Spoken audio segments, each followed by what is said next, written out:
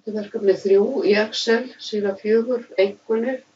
Ég ætla að byrja á að setja talna og útlit á B3 til B23. Þannig að það standi ár fyrir aftan tölurnar. Það fer ég hér í number og custom, smetla á 0 sem er hvaða tala sem er. Ég ít á orðabil, shift og 2 og skrifa ár og shift og 2 aftur. Þá sjáum við hér að stendur 18 ár og bil á milli, þannig ekki gleyma að setja orðabil hér á milli. Og Excel getur reiknað út úr hólfunum ef við blöndum saman tölum og texta á þennan hátt. Og OK, þá kemur þetta hér.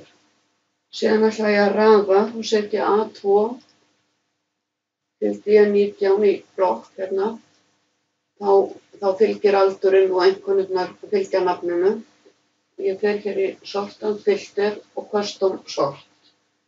Og ég ætla að byrja á að raða eftir aldri, þannig að sá yngsti komi fyrst. Þannig að ég vel hér aldur og ég hef hakað hér við my data has headers, af því ég tók línu 2 með, þá er það fyrirsagnarlínan.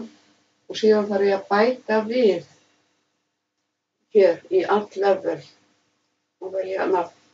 Þannig að aldurinn komi fyrst og síðan nafnið. Það eru nokkru sem eru jafn gamlir, en aldurinn þar ætla ég að hafa smallest to largest. Sjáðu, sá yngsti kemur hér fyrst og síðan raðast það eftir nafni og ég ætla að vista.